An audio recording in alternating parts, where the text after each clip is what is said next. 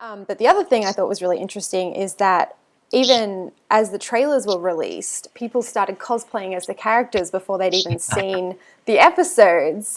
So they'd sort of fallen in love before they'd even got to see any further into it. How did that make you feel? I mean, that's probably one of my favorite things ever. I love cosplay, and it's probably one of the best ways you can show like a form of appreciation for something. Which, lo and behold, we had just had RTX, and there were a plethora of cosplayers. I mean, as a skill set alone, to be able to make the outfits and the props I mean, it's highly underrated. It's one of my favorite things in the world, and I actually kind of designed some of the characters to be cosplay forward. So, down the line, especially, I have other designs that I keep in mind. I have some of the outfits are even, I look at things I see online. I say, well, if this person buys this and this, they could just make the outfit. Wow, it's very considerate of you. Contrary to that, though, it might be some of the weapons, which my engineering side kicks in, and I'm like, well, I just want a 6-foot long rifle with the sights I'm sure attached. that's I have to possible, right? apologize for, yeah, I have to apologize for anyone who's had made an attempt at building that, and they've still done a phenomenal job. One of my favorite things about cosplayer is they rise to the challenge. So I've seen some really good sniper sights and rapiers made for these characters. We saw a few at PAX Australia in Melbourne. There was some really, really well done RWBY cosplayers, especially Ruby in particular, that character.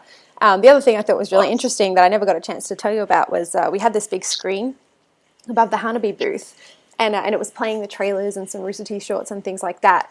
But it was always at the RWBY trailer that everyone would crowd the walkway and stop all flow through because they just were transfixed on this screen playing this trailer, and it was just, yeah, it was pretty incredible. That's awesome. Yeah, it That's was awesome. really, really awesome. In terms of, you do a lot of choreography for the mocap stuff that you do. What came first, your animation skills or your choreography skills? Well, I mean, there are probably multiple answers to that.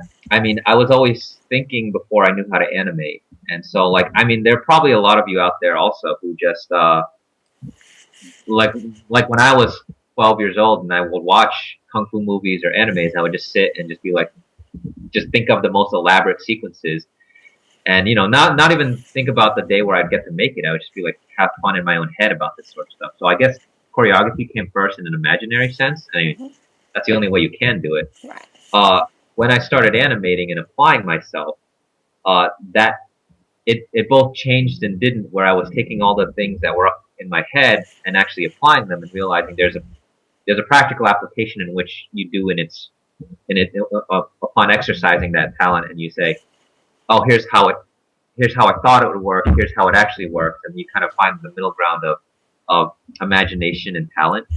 And so when it comes to choreography is tends to happen up in the mind, which is mostly inspiration, and then animation, it happens when you sit down and do it, and it's been back and forth. I mean, I would say that I would think first and then animate afterwards, and then animate until I've thought of something new. Oh, that's really interesting. I think that that's something everyone, when they're watching kung fu movies or Spice Girl movies, maybe for some of us, and you just kind of want to do the moves, and then you start thinking, I wonder if I could do those moves, but then for some of us, we can't do those moves, and that's okay.